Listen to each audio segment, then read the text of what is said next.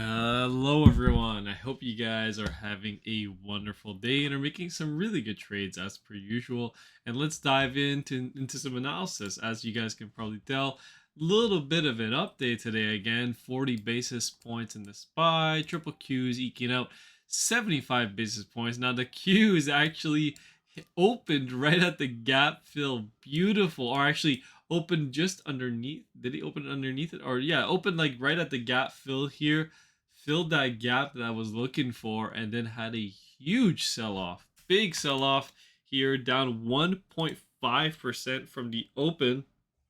So again, this was a pretty significant sell-off. But again, it was also a pretty significant gap up.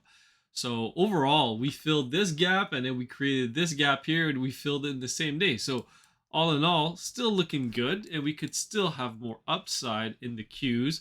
Although it's going to be a pivotal day tomorrow on the PCE data. If that comes in hotter than expected, then the Fed is going to be maybe looking at maybe raising rates. No, I really doubt it. But the bond market is acting really weird right now.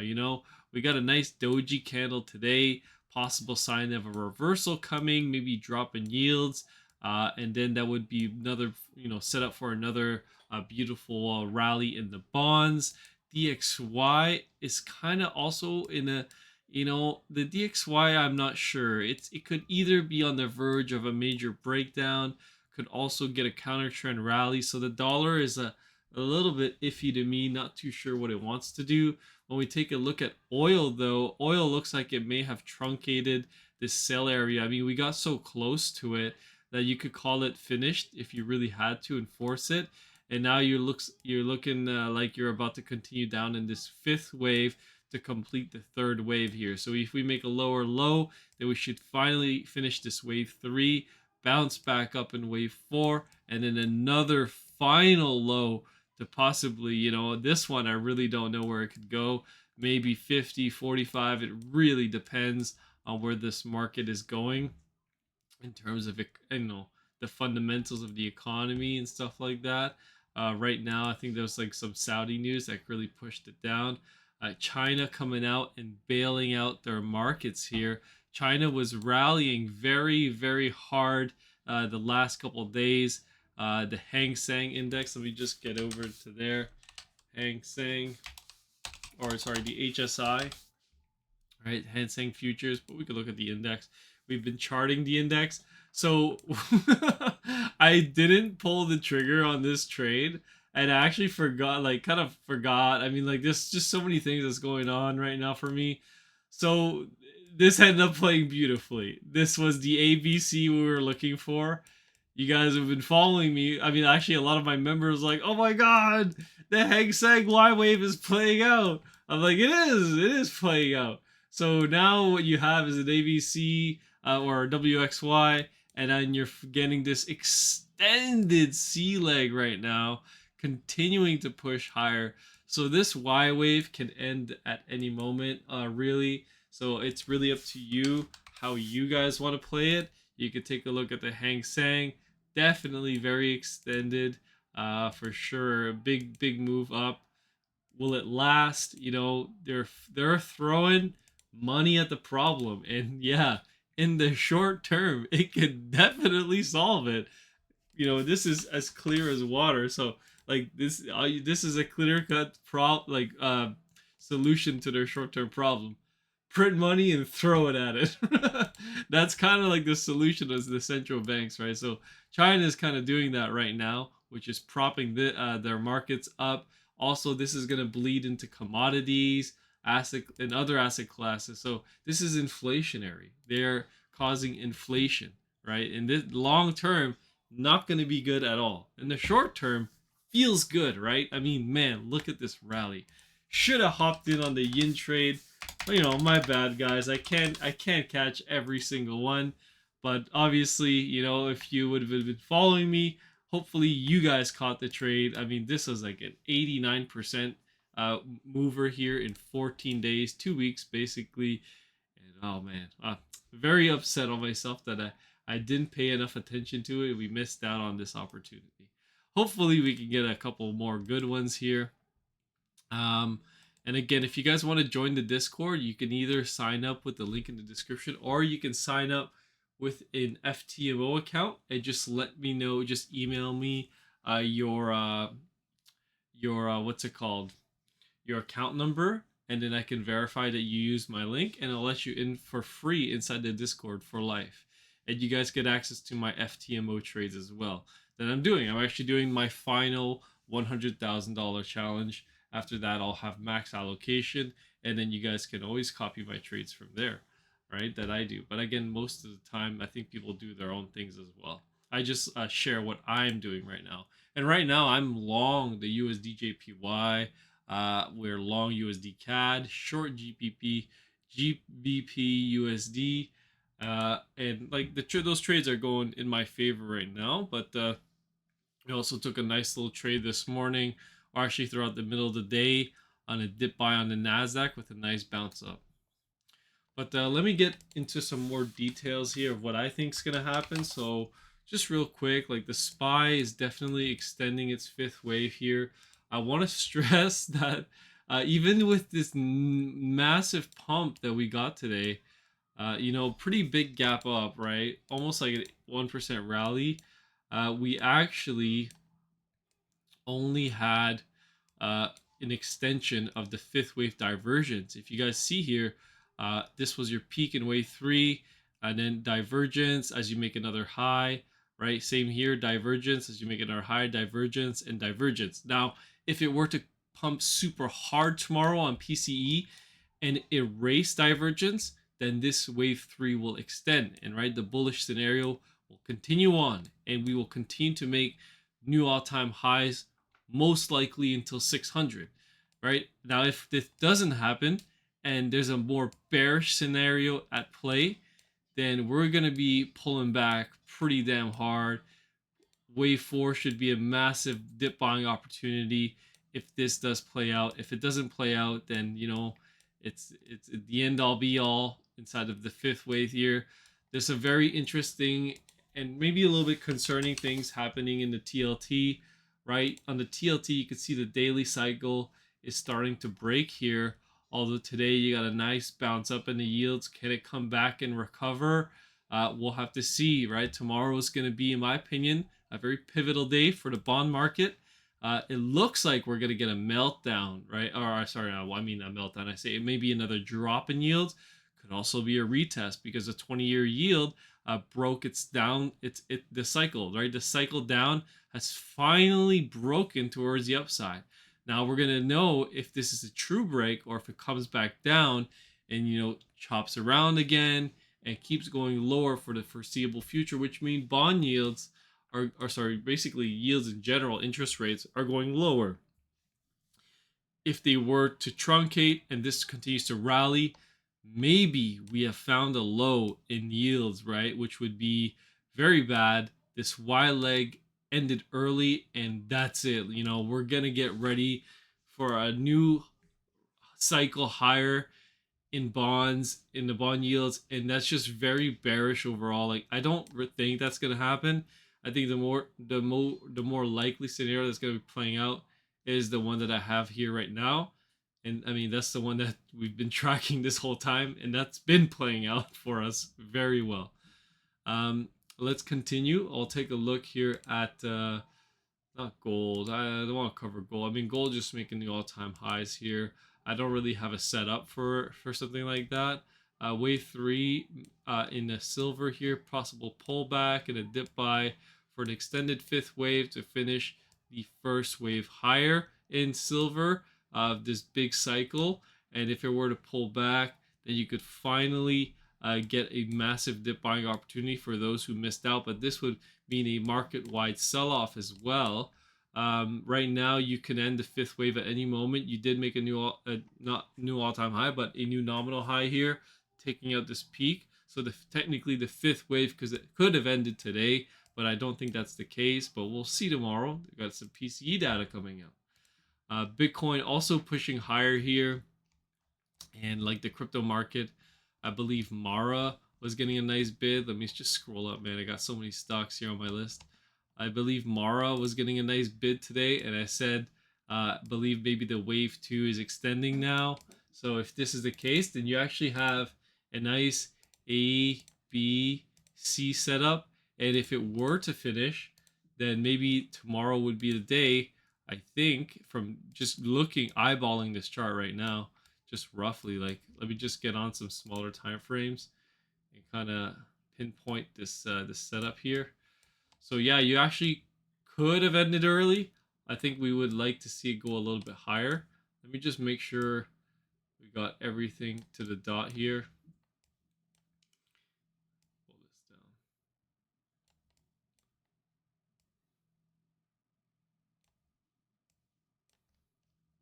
Yeah, maybe a little bit more upside tomorrow. And then you could pull back down in a wave 3, which would be very bearish for Bitcoin.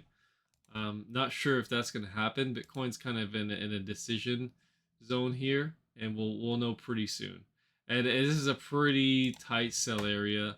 You take out this peak, and that's it, guys. Like you won't get this C leg, right? That arcs to this wave 3, and this could have just ended right here and then.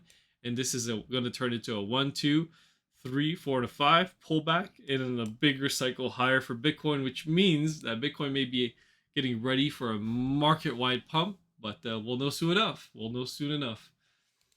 All right, let me continue. And right now the futures are a little bit in the red, just chopping about. And take a look at some individual names. So NVIDIA actually extended the B wave today, I believe, with a gap higher sell-off. Is this coming to an end? We'll see. Let me see. We'll actually take a look at this B wave here.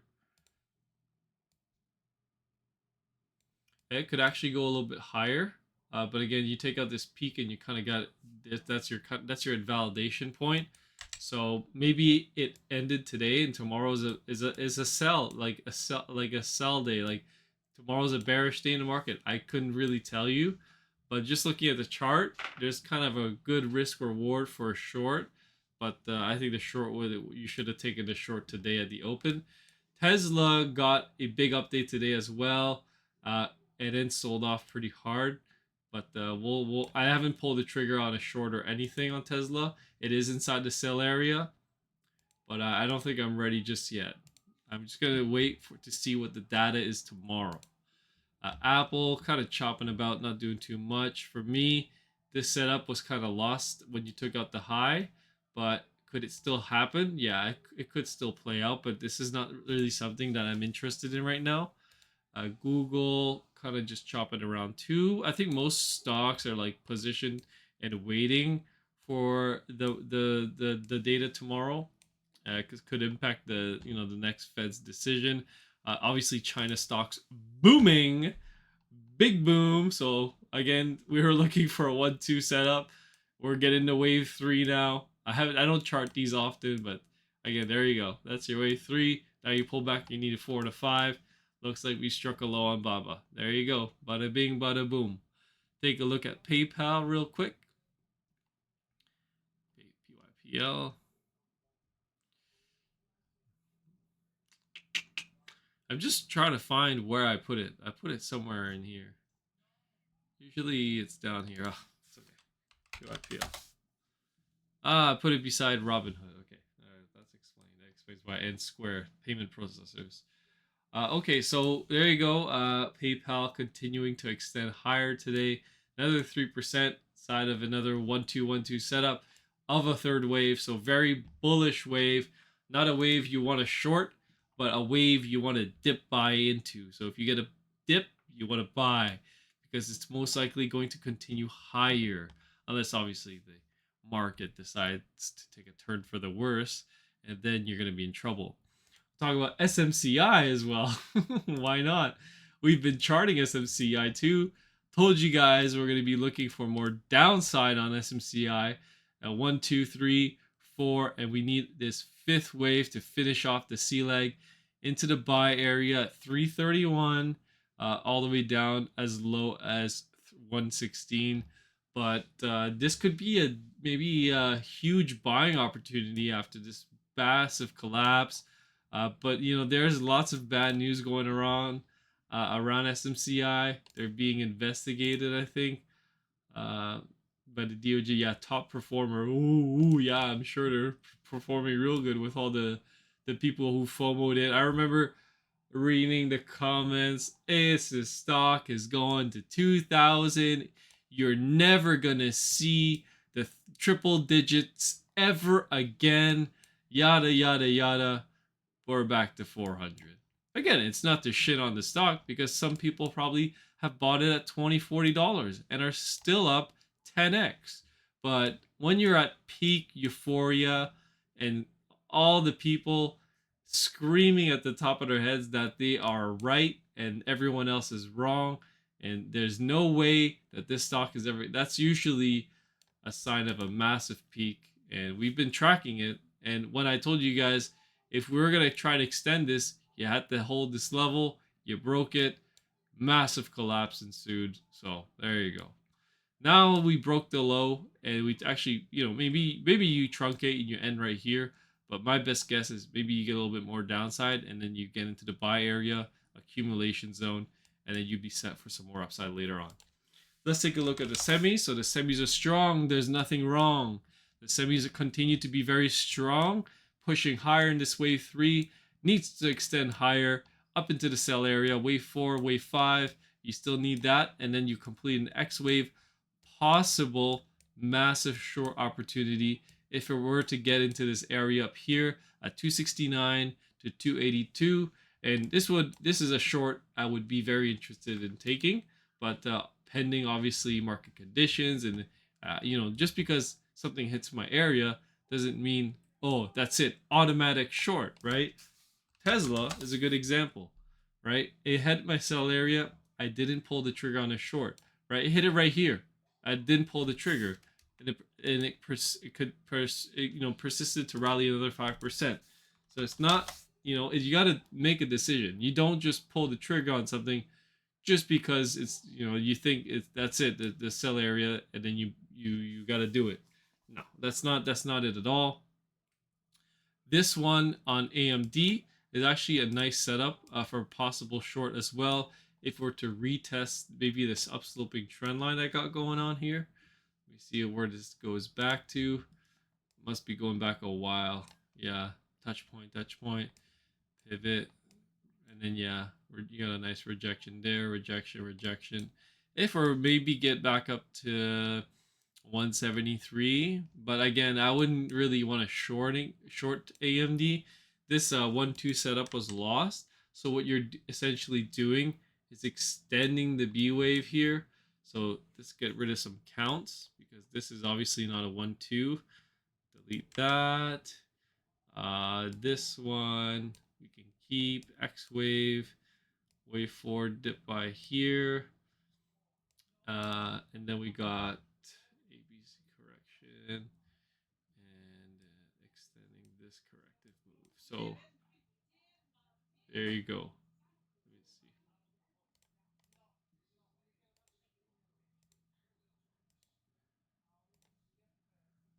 There you go. 5-wave move down. Okay. So if you're looking for a target of where this is going to go, let's see. There we go. Well, actually, yeah. I mean, into this area. It's a big area, right? So it could go for a while and maybe even fade the highs. So I wouldn't really want to take this short right here right now. I want to wait to see how the market develops, and then you can get a good setup. So that's what the whole game is. You gotta be patient and wait for the setups to come to you, not just rush in and hope for the best. All right, that's what I got going on there. That's good. That's a good some good analysis. And yeah, so just gonna be giving you guys another update tomorrow morning in, excuse me, in the Discord. Let you guys know what I think of the data and, you know, how the market's reacting to it, stuff like that. All right, have a good evening, guys. And I'll catch you guys on the next one.